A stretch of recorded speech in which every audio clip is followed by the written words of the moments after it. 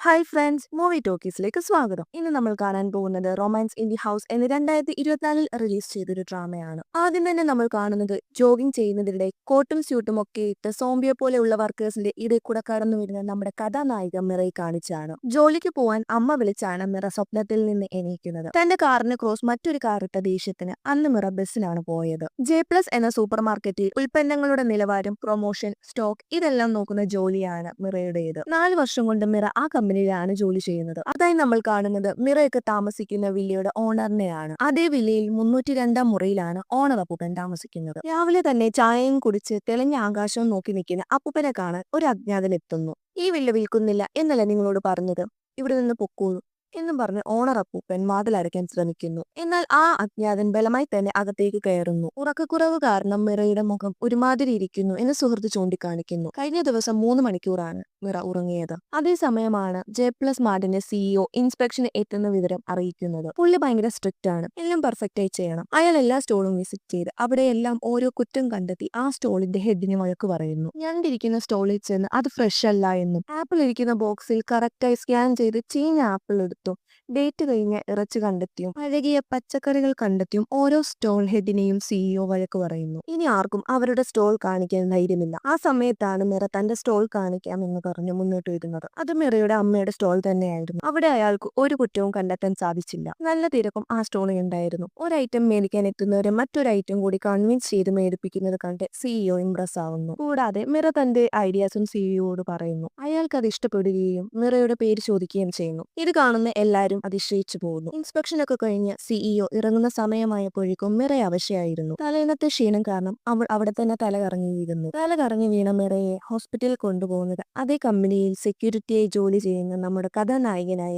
J ആണ്. കണ്ണു തുറക്കുന്ന മിറ എണ്ണിക്കാൻ നോക്കുമ്പോൾ ജെ സമ്മതിക്കുന്നില്ല. ട്രിപ്പ് തീരുന്നത് വരെ ഡോക്ടർ നോക്കാൻ പറഞ്ഞു. അത് മാത്രമല്ല, ബ്ലഡ് തിരിച്ചു കയറാനുള്ള ചാൻസ് ഉണ്ട് എന്ന് ജെ പറയുന്നു. എന്നാൽ അതൊന്നും കുഴപ്പമില്ലെന്നും ഇനി താൻ നോക്കിക്കോളാമെന്നും മിറ പറയുന്നു. മിറ ജെനെ പറഞ്ഞു വിടുന്നു. മിറ തലകറങ്ങി വീണതും ഹോസ്പിറ്റലായതുകൊണ്ടും അമ്മ അറിഞ്ഞിട്ടില്ല. കുറച്ചു സമയത്തിന് ശേഷം മിറയ്ക്കൊരു കോൾ വരുന്നു. അമ്മയാണ് വിളിച്ചത്. ഉടനെ തന്നെ വില്ലയിലോട്ട് വരണം, തീപിടുത്തമുണ്ടായി എന്ന് പറയുന്നു. ഹോസ്പിറ്റലിലെ ബില്ല് പോലും അടയ്ക്കാതെയാണ് മിറ ഓടിപ്പോകുന്നത്. പോവാൻ പറഞ്ഞിട്ടും പോകാതെ പുറത്തു നിന്ന ജെ ആണ് അവളുടെ ബില്ലടയ്ക്കുന്നത്. മിറയും അമ്മയും തീ പിടിച്ച സ്ഥലത്തേക്ക് എത്തുന്നു. അവർ വിചാരിച്ചത് അവരുടെ വീടാണ് തീ പിടിച്ചതെന്നായിരുന്നു. വീട്ടിൽ നിന്ന് എന്തെല്ലാം എടുക്കണമെന്ന് അവർ തിരക്കുന്നു. വീട്ടിലെ ഏറ്റവും വിലപിടിപ്പുള്ളത് എടുക്കാമെന്ന് അമ്മ പറയുന്നു. അങ്ങനെ എന്താ ഉള്ളതെന്ന് അമ്മ തിരക്കുമ്പോൾ അങ്ങനെ ഒന്നുമില്ല എന്നും മിറ മറുപടി പറയുന്നു. Laptop, family photos. അങ്ങനെ അവസാനമാണ് അവർ മിറയുടെ സഹോദരനെ കുറിച്ച് ചിന്തിക്കുന്നത്. രണ്ടുപേരും നിലവിളിച്ചാണ് വില്ലയിലേക്ക് ഓടുന്നത്. എന്നാൽ പോലീസുകാരെ അവരെ അകത്തേക്ക് കടത്തുന്നില്ല. അപ്പോഴാണ് അമ്മയെ എന്നൊരു വിളി കേൾക്കുന്നത്. അവർ രണ്ടുപേരും ഓടി അനിയന്റെ അടുത്തേക്ക് ചെല്ലുന്നു.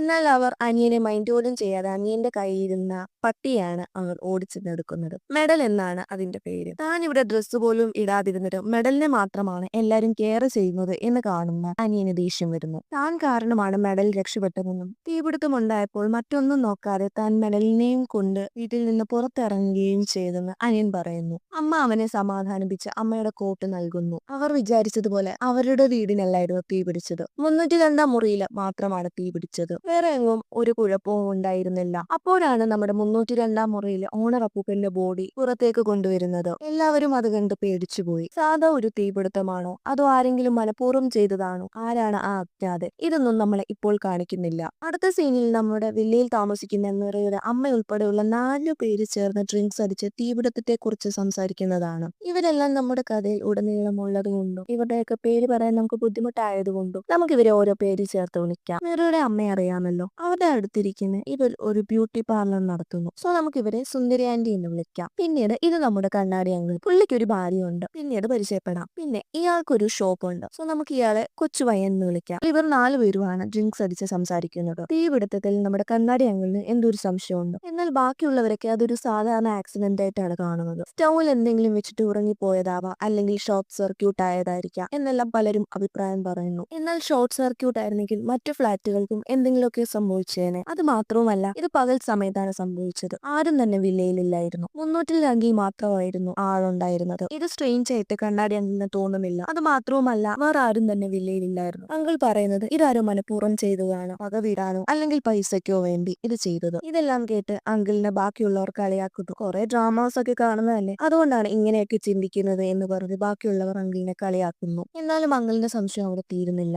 ആ സമയത്താണ് നമ്മുടെ സുന്ദരി ആന്റിക്ക് ഒരു കോള് വരുന്നത്. റിയൽ എസ്റ്റേറ്റ് ഏജൻസിയിൽ നിന്നാണ് വിളിക്കുന്നത്. നമ്മുടെ ഓണർ അപ്പൂപ്പൻ മരിച്ചത് കൊണ്ട് ഇനി അവർക്ക് ഒരു പുതിയ ലാൻഡ് ലോഡ് ആയിരിക്കും. ആന്റിയെയും 201 ഗ്രാൻഡ്മയെയും മിറയുടെയും അമ്മയെ ഏജൻസിയിലേക്ക് വിളിപ്പിക്കുന്നു. എന്നാൽ ഇതൊന്നും അറിയാതെ കൊളീഗ്സിന്റെ കൂടെ ഭക്ഷണം കഴിച്ചിരിക്കുകയാണ് മിറ. മിറയുടെ സീനിയർ മിറയുടെ വിവാഹം എന്നാണെന്ന് തിരക്കുന്നു. മിറയുടെ വിവാഹത്തിനുള്ള എല്ലാ ചെലവും താൻ നോക്കിക്കോളാമെന്നും പകരത്തിന് തന്റെ ഫ്യൂണറൽ ചെലവ് നോക്കിയാൽ മതിയെന്നും മിറയോട് പറയുന്നു. അവരെ കഴിക്കാൻ അനുവദിക്കാതെ അയാൾ ഓരോന്ന് സംസാരിക്കുന്നു. നിങ്ങളുടെ പേരൻസിന് നിങ്ങളുടെ വിവാഹം കാണണ്ടേ, നിങ്ങളുടെ ഭംഗിയുള്ള കൊച്ചുമക്കളെ കാണണ്ടേ, ഇതെല്ലാം അവരുടെ ആഗ്രഹമായിരിക്കില്ലേ എന്നൊക്കെ നമ്മുടെ സീനിയർ സ്റ്റാഫ് പറയുന്നു. തുടർന്ന് സീനിയർ സ്റ്റാഫിനെ സംസാരിക്കാൻ അനുവദിക്കാതെ മറ്റൊരു സ്റ്റാഫ് തടയുന്നു.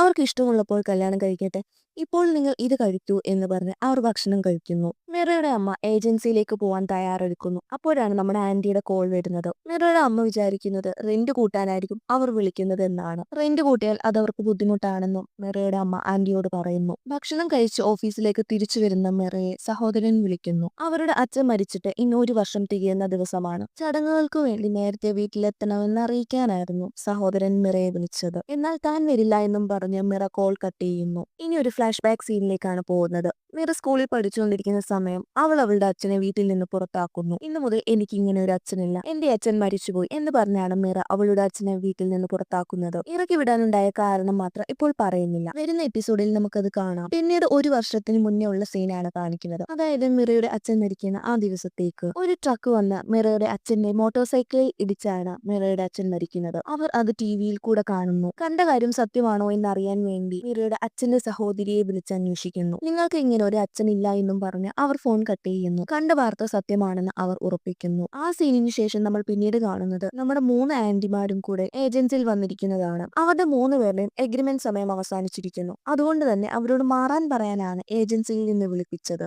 എന്നാൽ 3 പേർക്കും മാറാൻ സാധിക്കില്ലായിരുന്നു. നമ്മുടെ ഓണർ അപ്പൂപ്പന്റെ അടുത്ത് 2 വർഷം കൂടി അവരവിടെ താമസിക്കുന്നതിന് സമ്മതം ചോദിച്ചിരുന്നു. അപ്പൂപ്പൻ അതിന് സമ്മതിക്കുകയും ചെയ്തിരുന്നു. അതിന്റെ ഇടയിലായിരുന്നു അവിടെ ആക്സിഡന്റ് ഉണ്ടാവുകയും അപ്പൂപ്പൻ മരിക്കുകയും ചെയ്തത്. 2 വർഷം കൂടി താമസിക്കാൻ അപ്പൂപ്പൻ സമ്മതിച്ചെങ്കിലും അവർ എഗ്രിമെന്റ് എഴുതിയിട്ടുണ്ടായിരുന്നില്ല. അതുകൊണ്ട് തന്നെ പഴയ എഗ്രിമെന്റ് സമയപ്രകാരം അവർക്കിപ്പോൾ അവിടെ നിന്ന് ഇറങ്ങേണ്ട ഒരവസ്ഥയാണ്. അവർ വിചാരിക്കുന്നത് അവരുടെ മുന്നിലിരിക്കുന്ന ഇയാളാണ് ആ വില്ല മേടിച്ചതെന്നാണ്. അയാളോട് ഒരുപാട് സംസാരിക്കുന്നുണ്ടെങ്കിലും അയാളുടെ തീരുമാനത്തിന് ഒരു മാറ്റവും ഉണ്ടായിരുന്നില്ല. അതിന്റെ ഇടയിൽ നമ്മുടെ ആന്റി വില്ല മേടിച്ച ആളെ ഫ്ലേർട്ട് ചെയ്യാനും മറക്കുന്നില്ല. അങ്ങനെയെങ്കിലും പുള്ളി അവിടെ നിർത്താൻ സമ്മതിക്കാൻ വേണ്ടിയായിരുന്നു അത്. ഓണർ അപ്പൂപ്പൻ മരിച്ച് കുറച്ചു ദിവസമായപ്പോഴേക്കും പുതിയൊരാൾ ആ വില്ല മേടിക്കുന്നു. ശരിക്കും ഓണർ അപ്പൂപ്പൻ ഒരു മകളുണ്ട്. ആ മകൾ തന്നെയാണ് ഈ വില്ല അയാൾക്ക് വിറ്റത്. ഈ സംഭവങ്ങളൊന്നും മിറയുടെ അമ്മ മിറയോട് പറയുന്നില്ല. കാരണം മിറയാണ് എല്ലാ കാര്യങ്ങളും നോക്കുന്നത്. പെട്ടെന്നൊരു വീട് മാറ്റം അവളെ കൊണ്ട് താങ്ങുന്നതല്ല. മിറ ആ കുടുംബത്തെ നോക്കുന്നത് ഒരുപാട് കഷ്ടപ്പെട്ടാണ്. അതുകൊണ്ട് അനിയൻ പോലും മിറയോട് സംസാരിക്കാതിരിക്കാൻ അമ്മ ശ്രദ്ധിക്കുന്നുമുണ്ട്. അതിന്റെ ഇടെ അനിയൻ ചെക്കൻ പോക്കറ്റ് മണി കൂട്ടിത്തരാൻ മിറയോട് പറയുന്നു. ഇന്ന് നിന്റെ സാലറി കിട്ടിയ ദിവസമല്ലേ, എന്റെ പോക്കറ്റ് മണി കുറച്ച് കൂട്ടിത്തരാമോ എന്ന് അനിയൻ ചോദിക്കുന്നു. നിന്റെ ഗ്രേഡ് 3-ൽ കൂടുതലാണെങ്കിൽ ആലോചിക്കാമെന്ന് മിറ പറയുന്നു. അപ്പോൾ തരാൻ ഉദ്ദേശമില്ല എന്ന് അനിയന് മനസ്സിലായി. അമ്മ മിറയുടെ റൂമിൽ ചെല്ലുന്നു. അവൾ അടയ്ക്കാനുള്ള റെന്റ് ബിൽ ഒക്കെ നോക്കുന്നതാണ് അമ്മ കാണുന്നത്. അതുകൊണ്ട് വീട് മാറുന്ന കാര്യം ഇപ്പോഴും മിറയോട് സംസാരിക്കുന്നില്ല. അനിയനോടും ഒന്നും പറയരുതെന്ന് അമ്മ പറയുന്നു. അങ്ങനെ മിറയുടെ അമ്മ ഓണർ അപ്പൂപ്പന്റെ മകളെ കാണാൻ പോകുന്നു. അവർ ഒരു ടാക്സി ഡ്രൈവറാണ്. നിങ്ങൾ എന്തിനാണ് ആ വില്ല വിറ്റത്? അത്രയ്ക്കും പൈസയുടെ ആവശ്യം ഉണ്ടായിരുന്നോ? അവിടെ താമസിക്കുന്നവരോട് ഒന്ന് അറിയിക്കാതെ നിങ്ങൾ എന്തിനാണ് ആ വില്ല വിറ്റത് എന്നൊക്കെ ചോദിച്ച് മിറയുടെ അമ്മ അവരോട് ദേഷ്യപ്പെടുന്നു. പെട്ടെന്ന് തന്നെ അവർ വണ്ടി നിർത്തി കരയാൻ തുടങ്ങി. അവർക്ക് 2 മക്കളായിരുന്നു. ഡൈവോഴ്സ് ആയതിനു ശേഷം ഓണർ അപ്പൂപ്പൻ അവരെ ഒന്ന് തിരിഞ്ഞുപോലും നോക്കിയില്ലായിരുന്നു. കഷ്ടപ്പെട്ടാണ് 2 പിള്ളേരെയും അവർ നോക്കിയത്. തന്റെ മകളുടെ ഭാഗത്താണ് തെറ്റെന്ന് വിശ്വസിച്ച് സ്വന്തം മകളെ സപ്പോർട്ട് ചെയ്യാൻ ഓണർ അപ്പൂപ്പൻ തയ്യാറായില്ല. ബിൽഡിങ്ങിന്റെ ഒക്കെ ടാക്സ് അടയ്ക്കാൻ അവരുടെ കയ്യിൽ പൈസ ഇല്ലായിരുന്നു. ഓണർ അപ്പൂപ്പന്റെ മരണശേഷം ഒരു റിയൽ എസ്റ്റേറ്റ് ഏജൻസി വഴിയാണ് അവർ കോണ്ടാക്ട് ചെയ്യുന്നത്. അവർക്ക് കുറഞ്ഞ പൈസയ്ക്ക് വില്ല തരാൻ തയ്യാറായാൽ ടാക്സ് അവരടച്ചോളാം എന്ന് പറഞ്ഞു. ഓണർ അപ്പൂപ്പന്റെ മകൾക്ക് വേറെ ഒരു വഴിയുമില്ലായിരുന്നു. അതുകൊണ്ടാണ് അവർ അത് വിറ്റത്. അവർ ഒരുപാട് കരയുന്നു. അങ്ങനെ ആകെപ്പാടെ സങ്കടപ്പെട്ട് മിറയുടെ അമ്മ നമ്മുടെ സുന്ദരി ആന്റിയുടെ പാർലറിലേക്ക് വരുന്നു. എന്നാൽ ആന്റി തന്റെ പ്രശ്നം സോൾവ് ആക്കിയെന്ന് മിറയുടെ അമ്മയോട് പറയുന്നു. ആന്റി തന്റെ കുറച്ച് ക്യൂട്ട് ഫോട്ടോസ് ഒക്കെ ഓണറിന് അയച്ച് തന്നെ അവിടെ താമസിപ്പിക്കണം എന്ന് പറയുന്നു. അതിന് ഓണർ ഓക്കെ പറഞ്ഞെന്നും മിറയുടെ അമ്മയോട് ആന്റി പറയുന്നു. ഈ ഐഡിയ വർക്ക് ആവുമെന്നും മിറയുടെ അമ്മയോട് ഇതൊന്ന് ട്രൈ ചെയ്ത് നോക്കാനും സുന്ദരി ആന്റി പറയുന്നു. അടുത്ത സീനിൽ ലിഫ്റ്റിലേക്ക് കയറുന്ന ജയെയും മിറയെയുമാണ് കാണിക്കുന്നത്. മിറ വർക്ക് ചെയ്താണ് ലിഫ്റ്റിലേക്ക് കയറുന്നത്.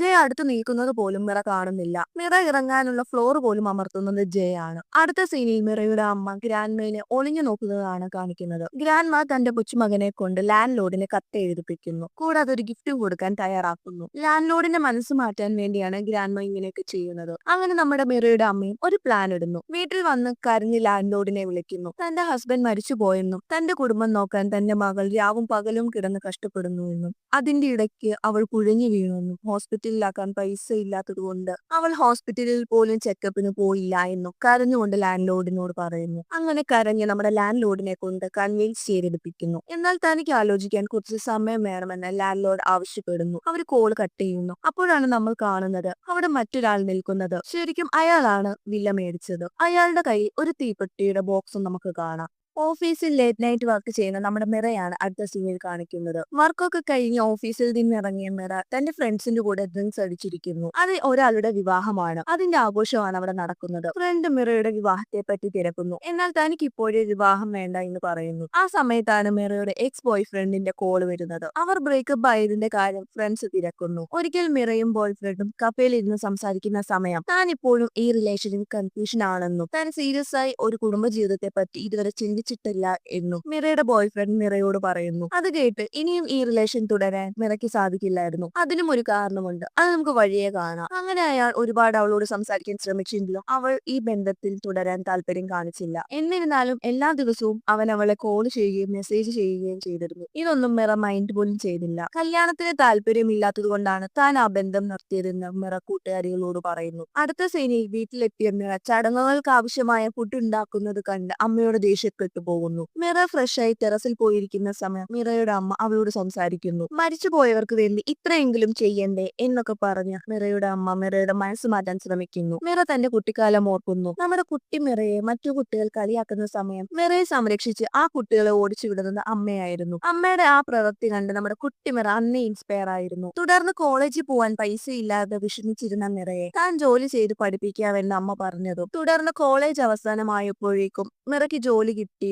അമ്മയെ കെട്ടിപ്പിടിച്ചതുമൊക്കെ മിറ ഓർക്കുന്നു. തന്റെ അമ്മയ്ക്ക് വേണ്ടിയെങ്കിലും ഇതൊക്കെ ചെയ്തു കൊടുക്കാമെന്ന് മിറ ചിന്തിക്കുന്നു. ചടങ്ങുകൾ ചെയ്യാൻ സമ്മതമാണെന്ന് മിറ അമ്മയെ അറിയിക്കുന്നു. ചടങ്ങുകൾ തുടങ്ങുന്നതിന് മുന്നേ പോലും ഓണർ മെസ്സേജ് അയച്ചു എന്ന് അമ്മ നോക്കുന്നു. ചടങ്ങുകളൊക്കെ ചെയ്ത് മിറ തന്റെ റൂമിലേക്ക് പോകുന്നു. അമ്മ അവിടെ നിന്ന് കരയുന്നു. അടുത്ത സീനിൽ നമ്മൾ കാണുന്നത് ആരോ അവരുടെ അപ്പാർട്ട്മെന്റിലേക്ക് വരുന്നതാണ്. ആ വ്യക്തിയെ കണ്ട് അവർ മൂന്നുപേരും ഞെട്ടി. അത് മിറയുടെയും സഹോദരത്തെയും അച്ഛനായിരുന്നു. അതായത് അവർ ആർക്കാണോ ചടങ്ങ് ചെയ്യുന്നത് ആ വ്യക്തി തന്നെ. ജിൻ എന്നതായിരുന്നു അവരുടെ അച്ഛന്റെ പേര്. ജിന്നിനെ കണ്ട് ഞെട്ടി അമ്മ പുറകിലേക്ക് ആഞ്ഞതും ഓടി വന്ന് അച്ഛൻ അമ്മയെ പിടിക്കുന്നു. ഇവിടെയാണ് നമ്മുടെ ആദ്യത്തെ എപ്പിസോഡ് അവസാനിക്കുന്നത്. മരിച്ചു എന്ന് വിശ്വസിച്ച് അച്ഛൻ തിരിച്ചു വരുന്നു. ഓണറപ്പൂപ്പന്റെ മരണം, വീട് മാറ്റം, ഇതെല്ലാം ഇനി എന്താവുമെന്ന് നമുക്ക് അടുത്ത എപ്പിസോഡിൽ കാണാം. ഈ എപ്പിസോഡ് ഇഷ്ടമായാൽ സപ്പോർട്ട് ചെയ്ത് കൂടെ കൂട്ടുമല്ലോ. അതുവരേക്കും bye bye from movie talkies.